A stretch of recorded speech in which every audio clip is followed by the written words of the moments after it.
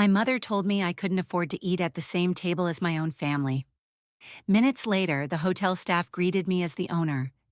Have you ever stood in a room full of people who thought they knew you but never actually saw you? Have you ever been underestimated so deeply that your silence became your strongest armor? This is the story of Claire Emerson, a daughter dismissed, a sister overshadowed, a woman who built an empire brick by brick while the very people who raised her believed she was failing. For years, she kept her success private, not out of shame, but because they never asked. Until one night, her father's birthday dinner, when a single whispered insult in the hotel lobby triggered a revelation no one could take back. So what happens when quiet power finally speaks, and will respect once denied ever be enough to heal the wounds left behind? Before we begin, make sure to like, share, and subscribe to this channel if you believe that true success doesn't need to shout, it just needs to be undeniable. Let's begin. You shouldn't be here. This place is not for someone like you. That was the first thing my sister said to me as I stepped into the marble-tiled lobby of the Caledonia Hotel, the hotel I've owned for nearly 3 years. Her voice wasn't loud, but it didn't need to be. It landed like a slap dressed in silk, behind her. My mother barely made eye contact. She adjusted her scarf, offered a tight-lipped smile, then whispered what she always whispered when she felt threatened. "Claire, please, don't make a scene. This is your father's birthday. Not one of your protests." Protests. She used that word like it was shameful, as if showing up in a tailored navy dress and soft leather heels was some form of rebellion, as if I hadn't paid for the wine they were sipping or the linen they were dining on, as if my name wasn't etched into the ownership plaque just feet away from where they stood. The front desk manager, Eli, recognized me instantly. He glanced toward me, eyes questioning, waiting for my nod. But I gave him none, not yet. Because this wasn't about ego, it was about timing, about truth, and about everything that came before this night. The years I sat quietly while they celebrated Maddie's promotions, the birthdays I skipped, the holidays I worked through, the business I built in silence, while they assumed I'd barely managed middle management. So yes, I waited and I remembered. Let me take you back to where it all began.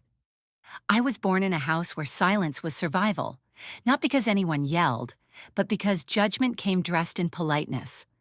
My mother, Elaine Emerson, believed in appearances, pressed collars, monogrammed towels, smiles for the neighbors. But behind closed doors, she measured success in titles, not truth. My father, Greg, was gentler, but complicit.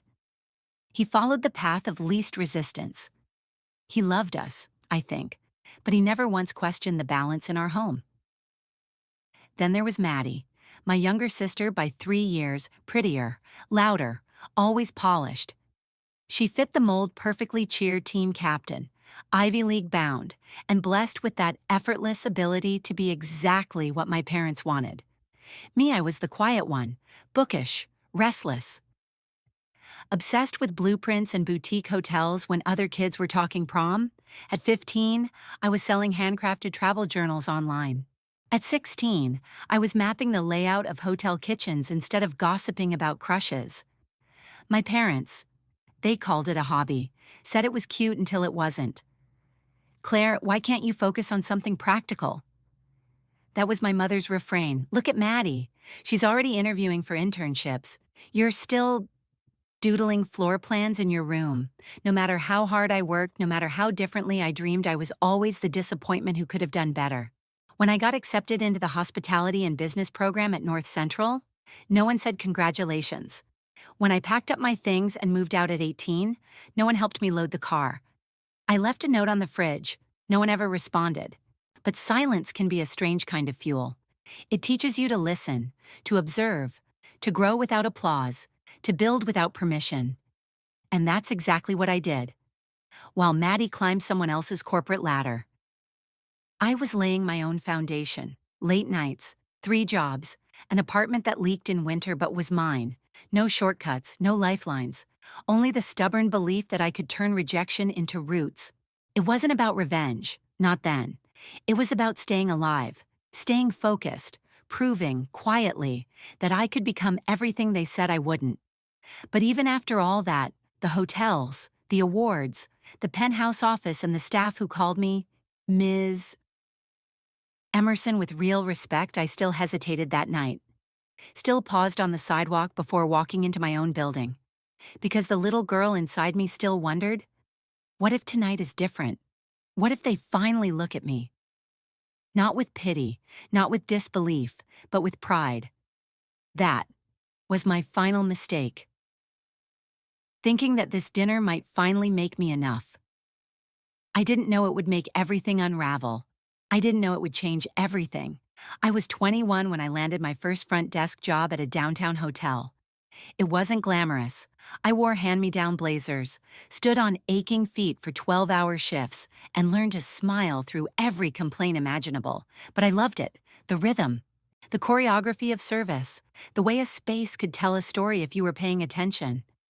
While Maddie was studying finance at Yale and posting curated photos from rooftop parties, I was folding laundry for housekeeping on my breaks so I could learn how rooms were turned over in under 20 minutes. No one knew. I didn't tell my family. Not because I was hiding, but because I knew what they'd say. Front desk, my mother had scoffed once when I casually mentioned where I worked. So you're checking people in like a receptionist. I remember how she said receptionist like it tasted bitter in her mouth. It's part of my management training, I had explained, but she waved it off. Claire, you're too smart for that. Why not apply for an admin job? Something with benefits. Maybe Maddie's firm is hiring. The implication was always the same. This isn't real. This isn't respectable. And when I didn't follow her script, she stopped asking altogether. Still, I kept going. I rose quickly. By 24, I was assistant manager of a historic hotel near the University District. I was overseeing staff 3 times my age, rebuilding broken systems, and rewriting guest service procedures from the ground up. I remember once, after a guest left a glowing review mentioning me by name, I sent a screenshot to my parents. The only reply I got was from my father. Glad someone appreciates your effort? Maddie just got promoted to senior associate. We're so proud. That was the last time I sent them anything work-related. Instead, I poured everything into my career. Late nights, quiet breakthroughs, a network of mentors who believed in me even when my family didn't. One of them was Dr. Nadia Fields, a professor I'd met during an industry seminar. She was the first person who looked at me and said, "You see details no one else sees." We stayed in touch. She pushed me to pitch a proposal to a struggling boutique property that had recently changed ownership. The proposal was rough, my confidence even rougher, but Dr. Fields forwarded it anyway, and 3 weeks later, I got a call from a woman named Luciana Peretti, the new executive chef at the Caledonia Hotel. "We're intrigued," she said. "Come in, tell us how you'd save this place." I didn't sleep the night before the meeting. I took 2 buses, wore my only tailored blazer, and brought printed copies of my proposal in a secondhand leather folio. I walked into the Caledonia and saw faded velvet, chipped marble, and a staff that looked like they hadn't smiled in weeks. But I saw something else too: potential, legacy, a heartbeat that just needed the right rhythm again. I spoke for 45 minutes. Luciana listened the entire time. When I finished, she stood slowly and said, "Well then, Claire Emerson, let's see what you can do." I didn't tell my family. At that point, it felt pointless. Why share a chapter they would never bother to read? Why open myself again to comments that came wrapped in polite disapproval? So I kept quiet. And while they celebrated Maddie's 6-figure salary and her matching condo in the suburbs, I was rewriting vendor contracts, managing back-of-house training, and learning how to balance a P&L sheet while surviving on takeout soup and 4 hours of sleep. The Caledonia didn't just survive, it transformed. Occupancy increased by 40% in 6 months. Reviews skyrocketed. We were featured in Midwest Modern as one of the top 10 hidden gems in hospitality.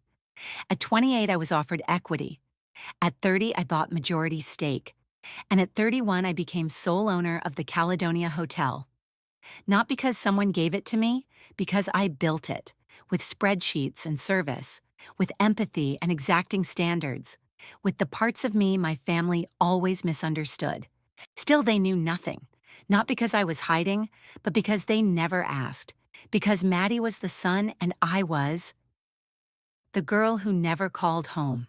There were nights I'd sit in my office overlooking the city lights, glass of Cabernet in hand, and wonder what it would feel like to just say it out loud, to hear my mother finally ask, not what do you do again, but how did you do it? To see even a flicker of pride in my father's eyes that wasn't connected to someone else's success. But those were just thoughts. They floated away like steam over the edge of a wine glass, until one day an invitation arrived, and everything changed. Ownership didn't feel how I thought it would. There wasn't a triumphant rush, no glittering moment of vindication, just stillness, a strange, weighty quiet like the air just before a storm. I remember standing in the penthouse suite of the Caledonia the night the final ownership papers were signed. The lights of the city blinked below. My name had just been etched onto the deed, and I stood there barefoot, tired, alone, asking myself a question I didn't expect. Now what? I was 31. I had no partner, no family dinners, no one texting congrats or showing up with a bottle of champagne. Just an inbox full of invoices, a reputation quietly growing in the industry, and a staff that depended on me, and I was okay with that. Mostly. Over the next year, I expanded. 2 more properties came into view, both underperforming, but full of architectural charm and untapped character. With Luciana's help and Javier Lin, my new head of security and operations, we turned them around. Each renovation became a kind of therapy. I stripped wallpaper the way I peeled back old hurts, rebuilt floors like I was laying new foundations for myself, painted over ceilings that once reminded me of how low my family had set the bar. Javier was a former Army intel officer, now in cyber risk and hospitality systems. Sharp, quiet, and unshakable. We didn't talk much at first, but he noticed things. Once, after a 12-hour shift, I found a folded note on my desk in his handwriting. Leadership doesn't always come from volume. Sometimes it's the silence that builds the strongest walls. He never mentioned it again, but I kept that note in my wallet. Still do. Despite everything, I never stopped thinking about my parents. Even when they dismissed my career, even when Maddie's LinkedIn promotions were the only family news worth celebrating, I still remembered birthdays, still sent Christmas cards, still quietly funded their anniversary trip to Maui through a travel sweepstakes I had created, anonymously, through one of my hospitality partners. They never asked who arranged it. They just posted pictures, smiling, unaware. Sometimes, I watched from a distance. My mother's Facebook posts, my father's retirement party photos, all curated like a scrapbook of a life that never included me. There were moments it stung, but mostly, it just confirmed what I already knew. They didn't know me, not really. And after so many years of trying, I'd stopped needing them to. But deep down, somewhere quieter than even I like to admit, I still wanted to be seen. Not celebrated, not applauded, just recognized. As someone who had done something that mattered. As someone who had built something without permission, but with purpose. Then came the message, a group chat titled Dad's 65th Birthday Dinner. My mother wrote thinking of reserving a private room, Caledonia, or that new Italian place Thoughts. I read it 3 times, the Caledonia, my hotel, the one they still believed was too upscale for someone like me. My hands hovered over the keyboard, unsure. Part of me wanted to reply immediately. To say you're choosing between a restaurant I built and one I consulted on, but I didn't. Instead, I typed, the Caledonia has great private spaces. I can ask around if you want help booking. My mother responded, it's extremely expensive, likely out of our budget and yours. Obviously, there it was. The knife, hidden in the courtesy of a text bubble, I could help with the cost. I replied, flatly, we don't need charity, Claire. She wrote back, Maddie offered to cover most of it. We'll figure it out. I closed the chat, let it sit for a moment. Then I smiled, not out of pettiness, not even revenge, just quiet clarity. This was my moment, not to prove them wrong, but to finally tell the truth without saying a word. 3 days after the group chat, My phone lit up with a number I hadn't seen in months. Maddie. I almost didn't answer. But curiosity and something deeper, more wounded, made me swipe. Claire, her voice was syrupy sweet, coated in performance. "You're actually coming to Dad's dinner." "Of course," I said. "Why wouldn't I?" She hesitated, just a beat too long. "No reason, it's just, the Caledonia is a little upscale. You know, I wasn't sure you'd be comfortable in that kind of setting." I leaned back in my chair, letting the words land. The skyline outside my office glowed in the reflection of glass and quiet power. Behind me, the soft click of heels Luciana, overseeing prep for a private gala. The hotel was alive, and it was mine. "I'll be fine," I said. She let out a little laugh. "Right. Well, I'm sure you've got something decent to wear. If not, I can bring an extra dress." I was wearing a custom Ralph Lauren blazer when she said it. Diamond studs, neutral makeup, hair in a low knot. Effortless. "No need," I said gently. "I've got it covered." She clicked her tongue. "Just don't embarrass us, okay?" There it was again, us, like I was something she had to apologize for in advance. That afternoon, I walked into Javier's office and closed the door. He looked up, immediately alert. "They want to have the dinner here." I said. He blinked once. "They don't know." "No idea." A pause. "And you're going to let them?" I nodded, yes. Another pause. He tilted his head, dramatic. "Maybe." "Deserved. I'm not doing this to shame them." "No." He agreed. "You're doing it to stop hiding." That gave me pause. Because it was true. This wasn't about spectacle. It was about truth. About taking up space in a room they never thought I belonged in. We started making arrangements immediately. I called David, my general manager. "The Emerson party will be calling about a private room," I told him. "Give them the Winston suite, full platinum service, and the rate quote them half." I said, "I'll cover the rest anonymously." "Understood," he said, then added with a smirk, "Should we greet you as owner when you arrive?" Not yet. The next few weeks passed like a quiet countdown. I stayed behind the scenes, checked reservations, reviewed the custom menu Luciana had crafted, featuring my father's favorite bourbon glaze on prime rib.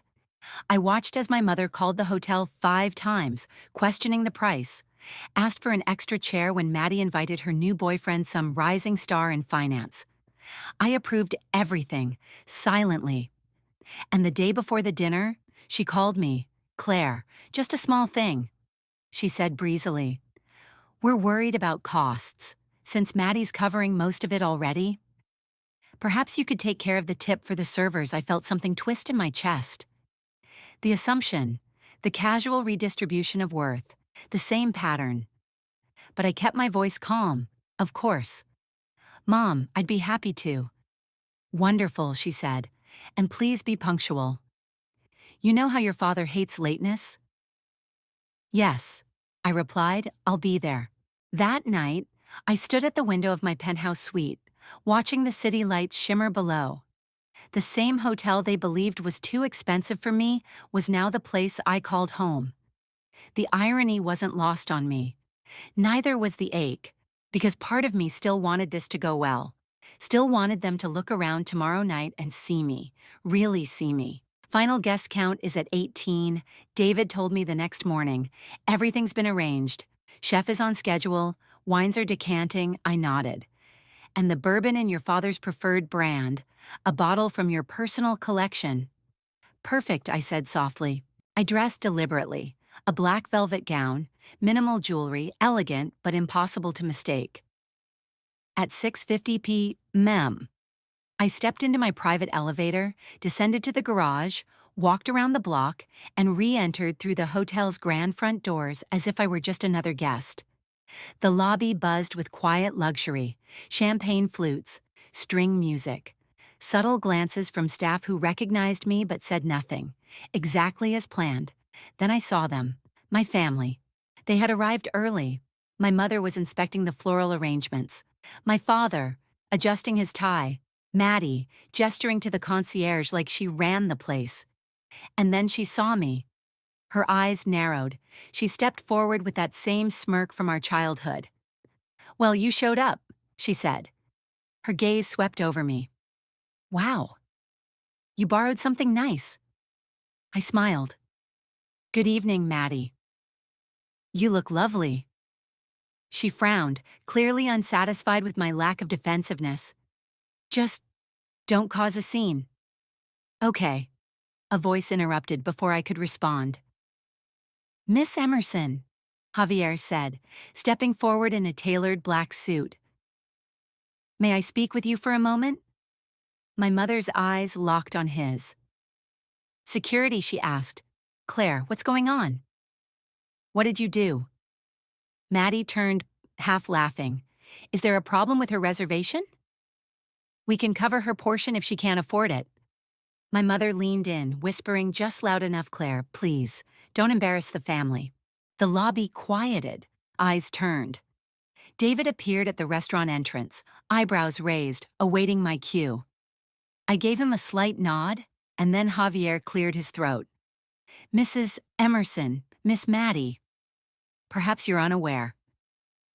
You're currently blocking the entrance of the owner of this establishment." The silence was total. Maddie froze. My mother went pale. And I stepped forward, smiled. "Yes, Mom, I've been meaning to tell you. I own this hotel, and 4 others across the Midwest." For a moment, no one moved. My mother's mouth hung open, a perfect O of disbelief. Maddie blinked once, twice, then found her voice. "Two, I don't understand." "You, this hotel," David approached, calm and composed. "Miss Emerson, everything is prepared. The chef has followed your specifications exactly. The 2012 Barolo you selected from your private cellar pairs beautifully with the prime rib. Shall I inform the kitchen you've arrived?" I nodded. "Thank you, David." My mother clutched the back of a nearby chair like her legs might give out. "You have a wine cellar?" she asked, barely above a whisper. I smiled gently. "Yes. Mom." "In my penthouse. Upstairs. Behind her." Maddie looked like she'd been slapped. "You own the penthouse, I live here." The rest of the guests had already been seated. The Clarks, the Robertsons, Maddie's boyfriend, Ethan, who seemed to have grasped what was happening faster than any of them. "I had no idea," he said under his breath. Shaking his head, "This place is incredible." We made our way through the restaurant toward the Winston Suite. As we passed staff in pressed uniforms, they greeted me by name. "Good evening, Miss Emerson. Lovely to see you, Miss Emerson." Each greeting was a ripple, a chisel against years of stonewalling. "Behind me," I heard Maddie mutter. "They're just saying that because you're here." I didn't turn around. I didn't need to. Inside the private dining room, the energy was confused. Half the room already knew. The staff's body language spoke volumes. The other half, the family friends, watched curiously as I took my seat at the head of the table. Not the middle, not the edge, the head. My father, seated beside me, leaned closer. "So this is why you've always been too busy to visit." I nodded. "This, and a lot more." He looked around, at the marble fixtures, the custom lighting, the framed articles on the walls. "You built this," I met his eyes. "All of it." He blinked, then nodded. Slowly. There was no resentment there. Only something that looked like awe. The dinner moved forward, but the atmosphere had shifted. The guests began asking questions. About the hotel, the business, my other properties. My mother sat stiffly, sipping wine, lips tight. Maddie barely touched her plate. Ethan, to his credit, asked about partnerships and conferences. He seemed impressed, curious, human. After the main course, dessert arrived, a bourbon caramel cake with our father's name inscribed in cursive chocolate. He laughed softly when he saw it. "This is my favorite, I know." I said. I had Chef Luciana adjust the recipe slightly. She added smoked sea salt, cuts the sweetness. He looked at me as if for the first time. Later, as the room began to empty, my father pulled me aside near the drinks table. "Claire," he said quietly, I need to say something. I waited. He took a deep breath. We've done you a disservice? All these years, I thought you were drifting, lost, undirected, but now I see you were just building. He paused. Why didn't you tell us? I looked at him calm. Steady. I did, you just didn't hear me. He flinched, a little, but didn't argue. Fair, he said, that's fair. That's. My mother approached then. Smile brittle. Well, she said too brightly, the clerks are asking about the photographs in the hallway. Since you apparently know everything about this hotel, perhaps you could enlighten them. I held her gaze for a moment, then offered a polite smile. Of course. The evening wound down in fragments. The Robertsons congratulated me. The Clarks asked if I hosted charity events. Maddie stood in a corner with Ethan, her arms crossed. Eventually, she approached. Why didn't you tell me? She hissed, gripping my arm harder than necessary. I raised an eyebrow until she let go. Because you never asked. Her mouth opened, then closed again, speechless. Finally, as the last guests filtered out, I instructed David to send everyone home with luxury gift baskets. Javier remained by the door, subtle but ever present. My father hugged me before leaving. I'm proud of you, Claire. It was soft, but real. I nodded, letting the words settle. Thank you, Dad. Maddie lingered. She looked unsteady. Finally, she said, so all those times we thought you couldn't afford to pitch in vacations? Gifts, holidays you just didn't want to. I tilted my head. I was building this. I said, gesturing around, and I did contribute. She frowned. What the Hawaii trip, the Christmas bonuses, the anniversary dinner cruise? She shook her head. Mom said those were from that cousin. What's his name, Michael? I actually laughed. She made him up. Ethan blinked. Wait. You've been funding the family quietly, I said, because if I did it openly, Mom would have called it charity. They left in silence. I returned to my office, kicked off my heels, and poured a glass of wine. Javier stepped in, loosened his tie, and collapsed into the chair across from me. Well, he said, that was a thing. I raised my glass. Cheers. How do you feel? I swirled the wine in my glass. Watched it cling to the sides like memories. Exhausted, liberated, a little sad. He nodded. All of the above. I exhaled. That wasn't revenge. I said softly, and that was reclamation. My phone started buzzing at 6:57. It was my mother. I let it go to voicemail. At 7:03, Maddie. Then again at 7:10. By the time I stepped into the penthouse kitchen, I had 10 missed calls, 2 voicemails, and 1 long text. We need to talk. Can I come by the hotel today?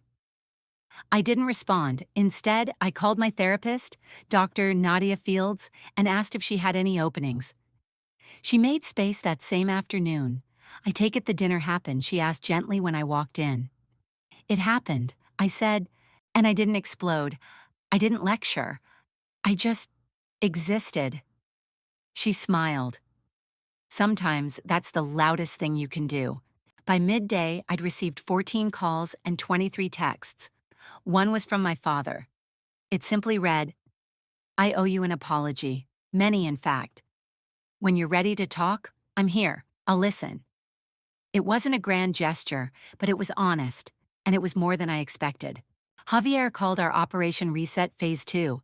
He wasn't wrong. Over the next few days, I held meetings with my attorney, Sarah Jenkins, on to document all financial contributions I'd made to my parents, including the anonymous anniversary gifts, the retirement top-ups, the travel vouchers. No more anonymity, I said. From now on, if I give something, it comes with my name? Sarah nodded. We also drafted a formal policy for family business boundaries. No discounts, no special treatment. Any inquiries go through our general booking system like everyone else. It's not about shutting them out. I told her. It's about protecting what I've built. Meanwhile, my mother showed up at the front desk unannounced. David called me from the lobby. She's demanding to see you, says it's urgent. Did she make an appointment? No, then she'll have to wait.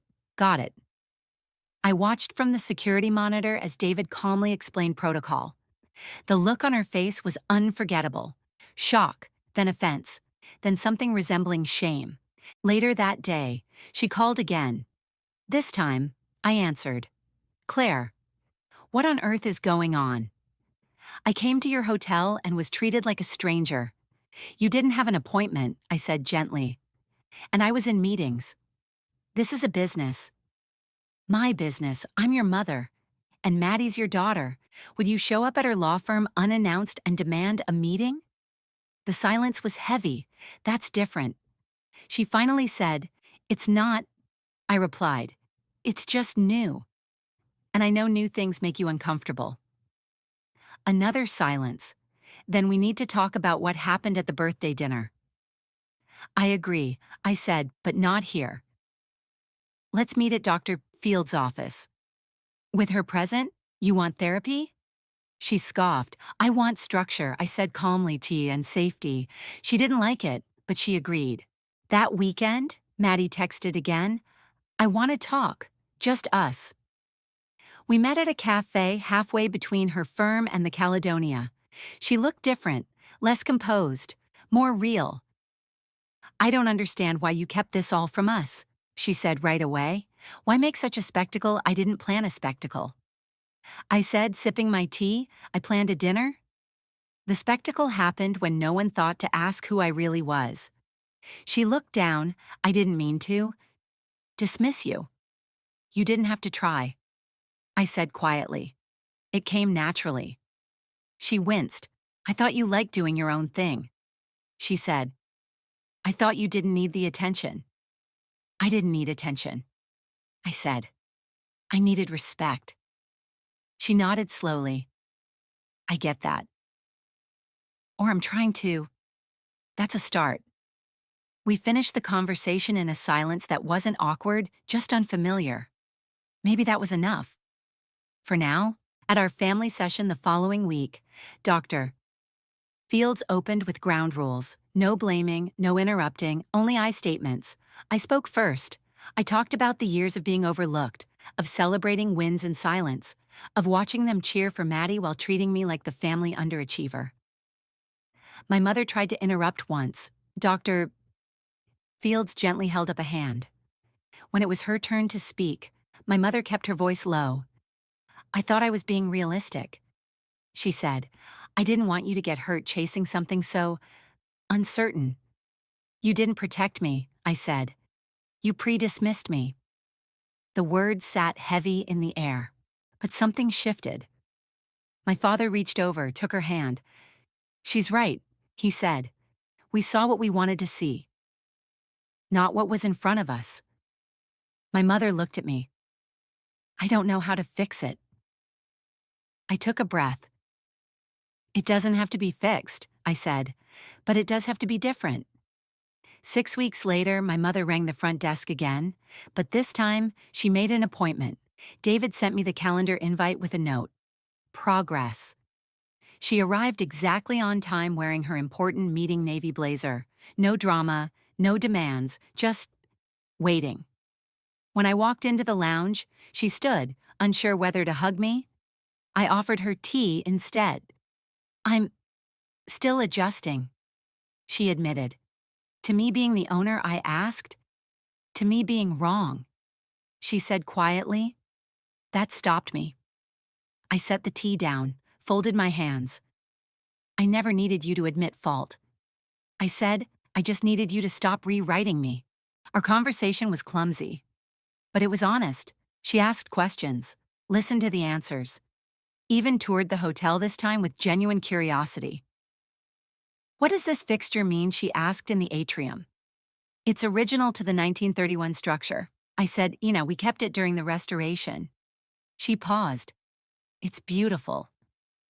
I nodded. I thought so too. That week, my father came by for lunch.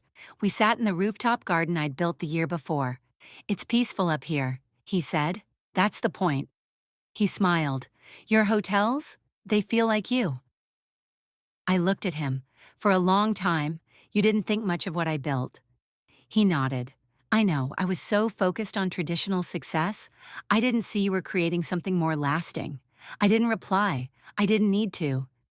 He understood now. That was enough. Maddie and I weren't suddenly close. But something had shifted. She no longer made sarcastic comments, stopped assuming I was broke or bitter one afternoon. She even forwarded me a referral, a luxury law retreat looking for a quiet Midwest venue. No family discount needed. Her message read, "Just thought this might be up your alley." And that, for Maddie, was growth. One evening, Javier and I sat on the balcony, drinking wine. "Your mom smiled at me today," he said, amused. Didn't look like she wanted to throw me out for once. "She's evolving." He raised his glass. To evolution, I clinked mine against his. To boundaries, we drank. The sun dipped behind the skyline, soft gold fading into lavender and slate. "What would you say," he asked, "is the biggest thing you've learned through all this?" I looked at him, that the loudest form of power is peace. 6 months after the dinner, I stood in front of a classroom of young women hospitality students I'd sponsored through the Emerson Fellowship, a program I created to support ambitious women from dismissed beginnings. Each of them had faced their own silences, their own Maddies, their own mothers who meant well but never believed in their vision. "I built 5 hotels," I told them, "but this program, this is my legacy." They clapped, not for the marble or the money, but for the mirror, the reflection of someone who'd done the work and refused to shrink. At the end of the semester, one of them, Maya, 22, soft-spoken but sharp, stayed behind to ask a question. "How do you know when you've made it?" she asked. I smiled. "When you stop asking them," I said, "and start answering yourself." She nodded slowly, and I knew she understood. Sometimes, people ask if I regret not telling my family sooner. I don't. They weren't ready, and I wasn't finished. Now I live in full color. I speak when I choose. I give when I want, and I take up space that I earned without apology. They say revenge is best served cold, but I've learned something better. Respect served warm with boundaries, with love, and without permission. Not every battle needs to be loud. Sometimes, the most powerful act of rebellion is living your truth so fully that no one can ever again shrink you to fit their expectations. Claire didn't seek revenge. She didn't raise her voice. She simply stood in the space they told her she didn't belong and let the truth speak for itself. But this story isn't just about one woman. It's about anyone who's ever been underestimated by their own family. Anyone who's been silenced, sidelined, or told, "People like you don't belong here." It's a reminder that success doesn't always wear a suit, and dignity doesn't need validation to exist. If this story touched something in you, if you've ever felt invisible, dismissed, or quietly powerful, leave a comment below. Your voice matters more than you think. And if you believe, like we do, that disrespect should never be normalized, especially not within our own families, then don't forget to like, share, and subscribe to the channel. There are more stories to tell, more truths to uncover, and more people, just like Claire, who are ready to be heard. Until next time, stay kind, stay grounded, and never let anyone define your worth for you.